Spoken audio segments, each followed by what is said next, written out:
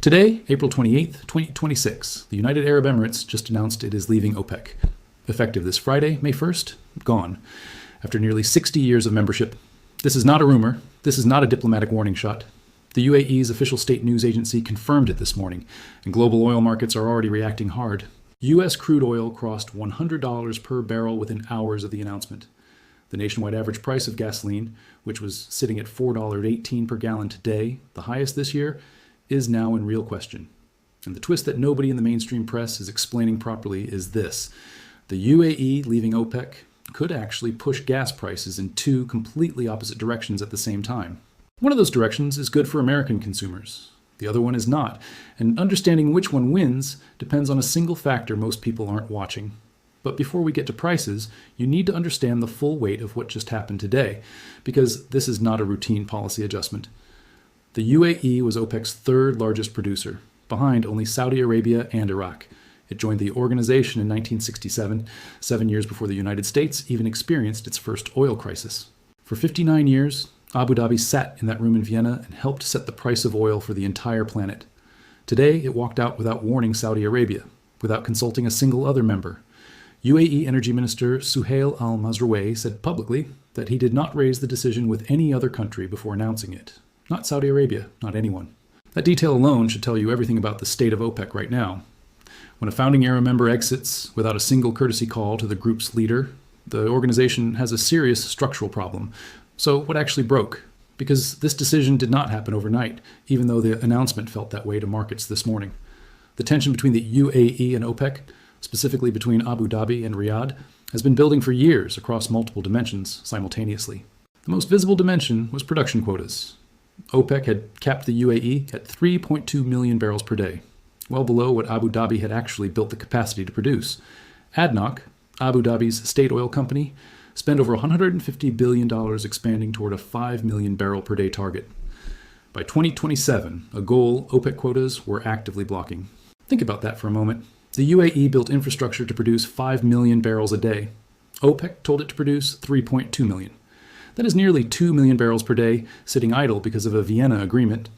As CNN's energy analyst Robin Mills put it today, the potential additional supply the UAE could bring to market represents around 1 to 2% of total global oil demand. That is not a rounding error.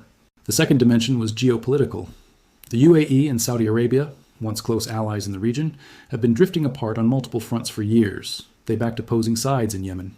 They are competing economically across the Middle East and Africa, and the ongoing Iran war has deepened those divisions rather than healing them. Iran has been launching missile and drone attacks on UAE territory for weeks. The Strait of Hormuz, the narrow waterway through which about 20% of global oil and gas normally flows, has been severely disrupted.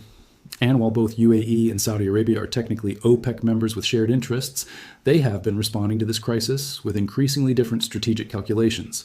The UAE's former government official, Tariq Al-Otaiba, wrote publicly that the Iran war strengthened UAE ties with the US, Europe, and Israel, while Arab neighbors, his words, hedged and equivocated.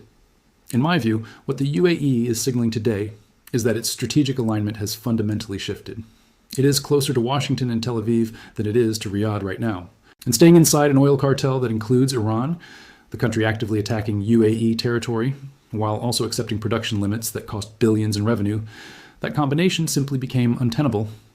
The UAE's official statement said the decision reflects its long-term strategic and economic vision, and its commitment to being a responsible, reliable energy supplier focused on national interest. What that diplomatic language actually means is straightforward.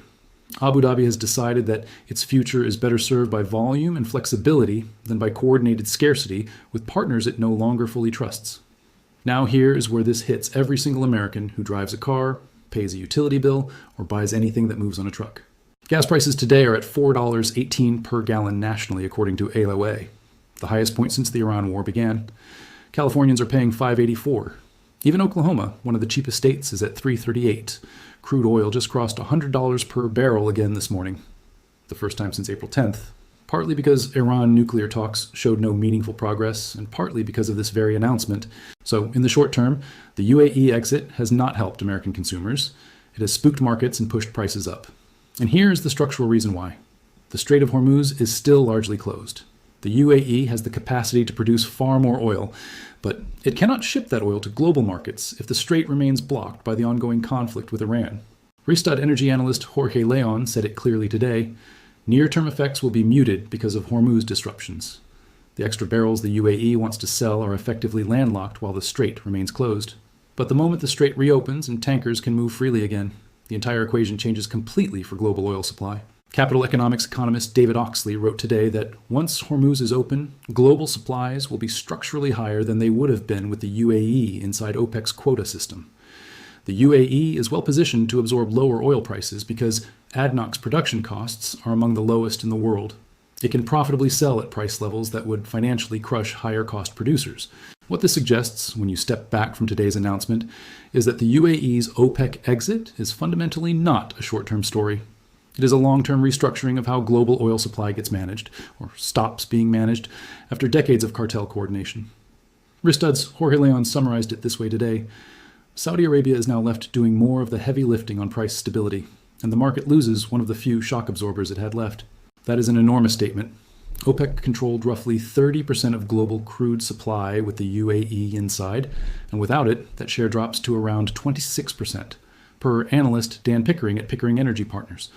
4 percentage points may not sound dramatic, but in a market where supply and demand are often balanced within 1 or 2% margins, 4 points of lost coordination capacity is significant structural erosion. And this structural erosion arrives at the worst possible moment for the cartel, precisely when the Iran war has already fractured Gulf solidarity to a degree not seen in decades. Russia's OPEC Plus role is complicated by sanctions. American shale limits OPEC pricing power from the outside. Every pillar is under pressure simultaneously. If this kind of analysis is what you come here for, hit the like button right now and drop a comment below. Do you think the UAE's exit is ultimately good or bad for American consumers? I read every single response. Now let's get into what Saudi Arabia does next, because that reaction will define what oil costs for the next several years. Here is the detail that almost every outlet covering today's announcement has buried at the bottom of their story, and it changes everything. The UAE did not just leave OPEC. It left OPEC days after its central bank governor flew to Washington and met privately with Treasury Secretary Scott Bessent and Federal Reserve officials. The topic of those meetings, reported by the Wall Street Journal, was a potential U.S. dollar currency swap line for Abu Dhabi, essentially a financial lifeline backstopped by the American government. And then, within days of those conversations, the UAE announced it was quitting the oil cartel that has historically kept prices high and Washington frustrated for 5 decades. Coincidence is possible. But in geopolitics, when 2 major events happen, in close sequence involving the same 2 governments, coincidence deserves serious scrutiny before it gets accepted. Let me be clear about what we know and what we don't. The White House said Tuesday the UAE has not formally requested a swap line. Bessent testified that discussions have taken place. What is documented is that the UAE central bank governor raised the swap line idea directly with Bessent before the U.S. Senate Appropriations Subcommittee on April 22nd. Bessent defended the concept publicly. Trump said on CNBC when asked about a UAE swap line, "If they had a problem, I would be there for them."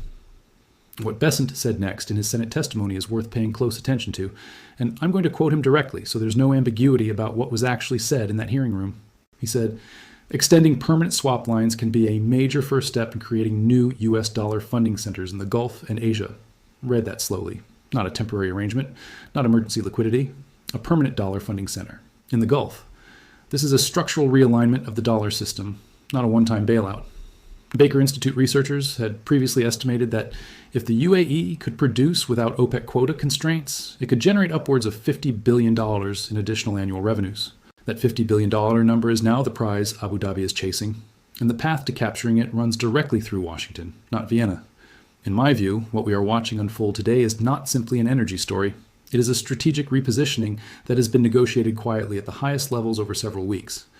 The UAE is trading its OPEC membership, and the political cover it provided, for a deeper integration into the American financial and security architecture. And from Washington's perspective, this trade makes considerable sense. Trump has spent years accusing OPEC of ripping off the rest of the world by keeping prices artificially high. The UAE exit weakens OPEC's supply management capacity precisely when the White House wants downward pressure on oil prices to ease the economic pain of the Iran conflict on American households.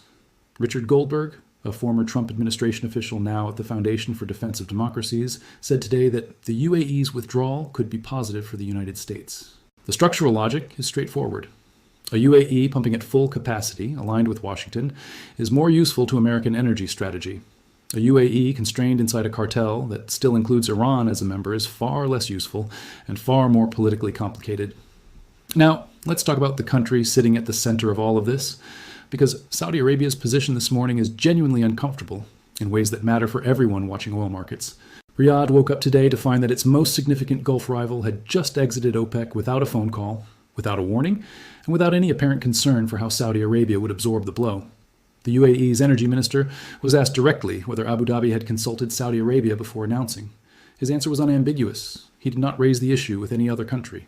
That is a diplomatic statement of extraordinary coldness between two nations that spent decades presenting themselves to the world as the anchor of Gulf stability and OPEC unity. To understand why that coldness has reached this level, you need to understand how far the Saudi-UAE relationship has actually deteriorated in recent years, because most Western coverage has dramatically understated it. On oil policy alone, the disputes between Riyadh and Abu Dhabi have repeatedly delayed and complicated OPEC meetings, going back several years before today's announcement.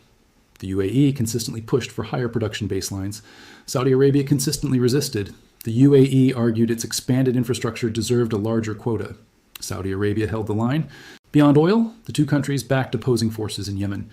They are competing aggressively for foreign investment, for financial talent, for the title of the region's premier business hub. When Saudi Arabia bombed what it described as a weapons shipment bound for UAE-backed Yemeni separatists in late December, that wasn't a minor diplomatic friction. It was a near rupture. And then the Iran war arrived.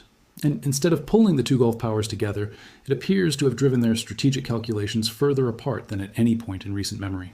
Daniel Sternoff, a senior fellow at Columbia's Center on Global Energy Policy, put it clearly in a note published today.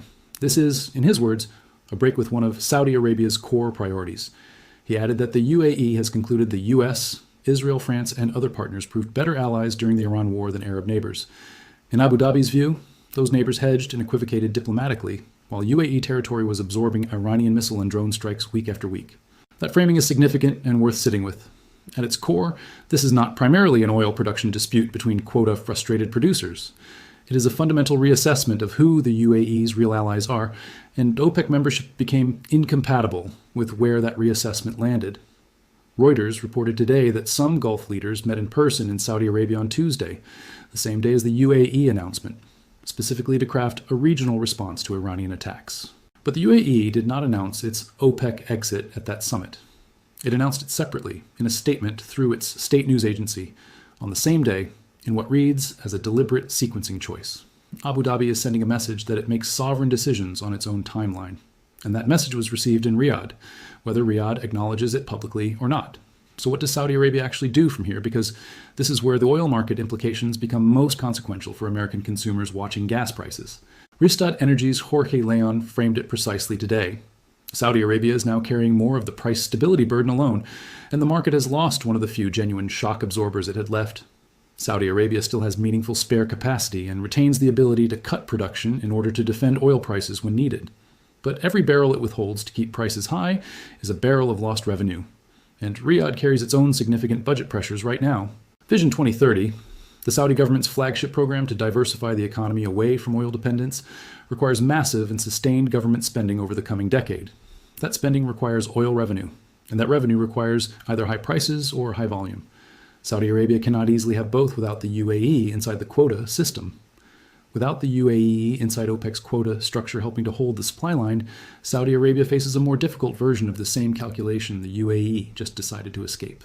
And here's the scenario that energy analysts are beginning to model quietly. What happens if Saudi Arabia decides that defending OPEC's price floor alone is simply not worth the revenue cost? What happens if Riyadh concludes that the rational response to the UAE's exit is not to cut more, but to also pump more, flood the market and compete on volume rather than collaborate on scarcity?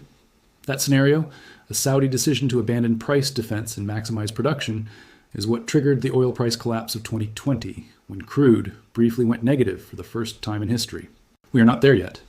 But the conditions that could produce a similar dynamic are now meaningfully more present than they were 24 hours ago. And that matters for every price calculation downstream. Next, we are going to look at what the Strait of Hormuz situation actually means for the timing of all of this, and why geography may matter more than policy right now, because the UAE can announce all the production freedom it wants, but right now it faces a problem that no OPEC exit can solve on its own. Here is the number the Pentagon quietly gave Congress last week, and almost no one is connecting it to today's UAE announcement. 6 months. That is the Pentagon's own estimate for how long it would take to fully clear the Strait of Hormuz of Iranian-laid sea mines after a peace deal is reached.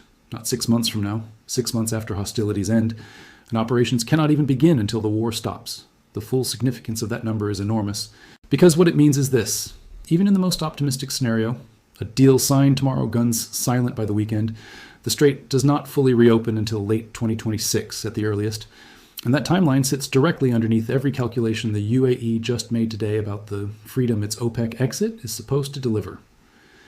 Let's be precise about what the Strait of Hormuz actually is, because the scale of this disruption is still not being communicated clearly to most American consumers. Before February 28, 2026, roughly 20% of the world's seaborne oil trade passed through that narrow waterway every single day, approximately 20 million barrels around the clock. The IEA's Fatih Birol has described the current situation as the biggest energy security threat in recorded history. 2 oil crises and 1 gas crisis combined into a single choke point event. Oil loadings from ports west of Hormuz collapsed from 22.2 million barrels per day in February to just 5.28 million in March. A single-month drop of 76%, according to Access Marine shipping data. Right now, according to ship tracking data from KPLR and LSEG, traffic through the strait is at a fraction of pre-war levels, a handful of vessels per day versus more than 100 per day before February. The physical problem is not just the conflict, it is the mines. Iran deployed what Pentagon officials are now describing to Congress as a significant quantity of naval mines inside and outside the strait. And here is the detail that has genuinely alarmed mine-clearing experts. Some of these mines are GPS guided. They can be remotely floated and repositioned, which makes conventional mine sweeping far less reliable. The Washington Post reported on April 22nd, citing a classified briefing to the House Armed Services Committee, that Iran may have planted 20 or more such mines in strategic positions across the waterway. Even Iran reportedly lost track of some mines it planted, according to one report cited in the Wikipedia timeline of the crisis, meaning even Tehran cannot fully guarantee a safe corridor. What this creates is not just a military problem, it is an insurance problem. And the insurance problem may actually be harder to solve than the military one. War risk insurance premiums for tankers transiting the strait have surged from around 0.25% of hull value before the war to as much as 5% now, a 20-fold increase. Oscar Seekely, CEO of NSI Insurance Group, told Al Jazeera this week, "If the situation changes by the hour, the risk becomes almost impossible to price responsibly." A tanker captain on the Indian-flagged Sanmar Herald experienced this directly on April 18th. His ship had received Iranian clearance to transit. Yet while crossing, Iranian military boats opened fire on him anyway. The audio from that incident, the captain saying, "Seppa Navy, you gave me clearance to go while under fire," is exactly why insurers will not reopen coverage the moment a political deal is announced. No insurance underwriter will certify a waterway as safe until mine clearing is complete and verified independently. A process that takes months after the shooting stops. Kepler's maritime intelligence team estimated in its April 19th weekend note that even after a political resolution, carrier and insurance normalization alone would take 1 to 2 additional months.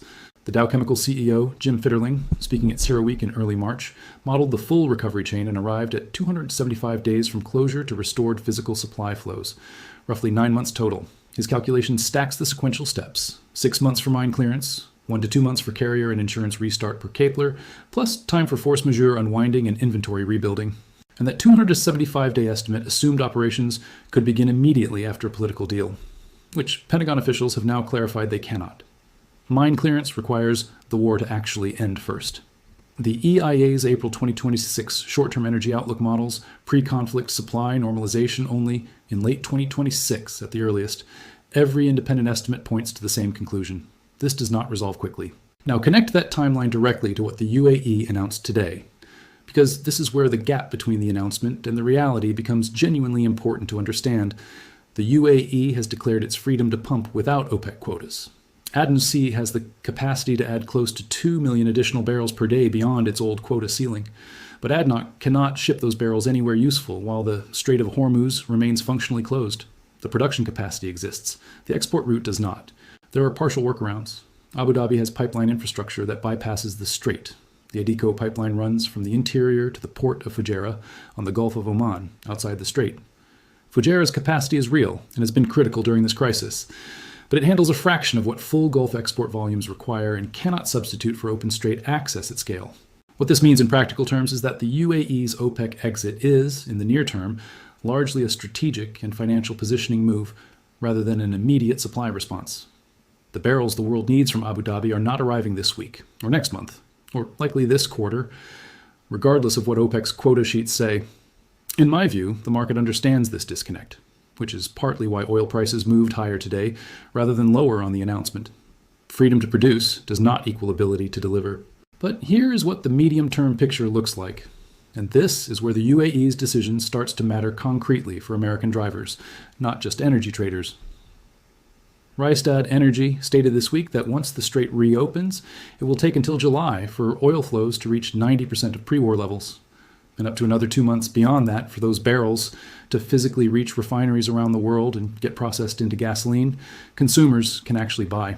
That means even an optimistic reopening scenario, a deal in May, mine clearance by September, would translate into meaningful gasoline price relief no earlier than late fall 2026. And when that relief arrives, the UAE's unconstrained capacity will be part of what delivers it. Free from OPEC quotas, Abu Dhabi can respond to restored demand as fast as its infrastructure allows. But the path from here to there runs through a real gauntlet. A peace deal, mine clearing across one of the world's most contested waterways, insurance normalization, and production restart at wells shut in for months. Every day the strait stays closed, the global economy loses between 10 and 15 million barrels of oil supply, per estimates cited by the Globe and Mail and other financial outlets tracking the disruption. Countries are currently covering that daily gap with emergency strategic reserves, but those reserves were never designed to absorb a disruption of this duration, and they are not infinite. The longer the closure extends, the more pressure accumulates across every system that depends on oil moving through open water. That pressure is landing on American consumers directly, at the pump, in airfares, in the cost of anything moving on a truck. The $4.18 national average for gasoline today is not a ceiling on where prices go.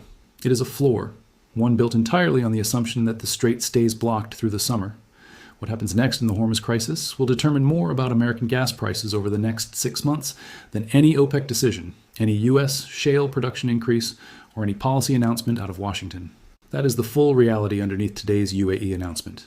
The exit from OPEC is real, the production freedom is real, and the supply capacity is unquestionably there. But the physical door to getting those barrels to market is still bolted shut, and the key is buried somewhere on the floor of the Persian Gulf. Here's the question that every American driver, every airline passenger, and every grocery shopper should be asking right now, and almost no one is framing it correctly. If the UAE is now free to pump nearly 2 million extra barrels per day, and U.S. shale is the largest oil producer on the planet, why is gas still $4.18 a gallon today? Why aren't American producers flooding the market? Why isn't shale writing a $100 oil to drill every well available and bring prices back down? The answer reveals something important about how the American energy industry actually works. And it is not the story that either political party wants to tell you. Rystad energy analyst Matthew Bernstein put it plainly in a report this week. U.S. shale producers are not poised to quickly ramp up production right now for two major reasons. The first is strategic caution. The second is a lack of drilled but uncompleted wells available to quickly bring online. Both problems are real, and neither resolves overnight. Here is the core tension. Shale executives have drilled at $100 oil before, and they remember the write-downs that followed when the market turned. That memory is shaping every capital decision being made right now. The Dallas Federal Reserve's latest quarterly survey of more than 100 oil and gas executives found that 43% expect production growth in 2026 not to exceed 250,000 barrels per day. To put that number in context, Goldman Sachs estimated that Persian Gulf crude output is currently down approximately 14.5 million barrels per day, a 57% drop from pre-war levels. American shale could theoretically add 200 to 50,000 barrels. The gap it is trying to fill is 14.5 million. That arithmetic does not work in favor of quick price relief from domestic production alone. One Dallas Fed respondent said it plainly, quoted anonymously in the survey, even after nearly a month of oil above $90 per barrel, rig counts declined, signaling little confidence that prices will hold. Another executive told the Dallas Fed something more pointed. The administration has created an oil price premium where one did not previously exist, and that premium now shapes every capital decision in the industry. Bernstein told CBS News directly that domestic oil players are unlikely to increase production substantially so long as the duration of the Iran conflict remains hard to predict, and hard to predict is an understatement. Iran declined to attend the second round of nuclear talks scheduled for April 22nd. The ceasefire remains fragile. The strait remains functionally closed. Vitol CEO Russell Hardy said on April 21st that 1 billion barrels of oil production will be lost because of this war, and that the current cumulative loss already stands between 600 and 700 million barrels. Those are not temporary numbers. Lost barrels from shut-in wells, stranded tankers, and disrupted infrastructure represent permanent production that cannot be retroactively recovered when the war ends. JP Morgan Commodities strategist Natasha Kaneva warned in a recent research note that the supply disruption is actually more severe than the published data suggests. Her analysis found that what looks like declining demand is in fact supply-side stockouts. Buyers are not pulling back voluntarily. They literally cannot get the barrels they need at any price. She added that the price pain for Western consumers has, in her words, yet to truly begin, because the shortages to date have been absorbed primarily by more vulnerable markets in the Middle East, Asia, and Africa. That assessment, from one of the most closely watched commodity desks on Wall Street, should reframe how you interpret the $4.18 per gallon figure at the pump today. It is not the peak.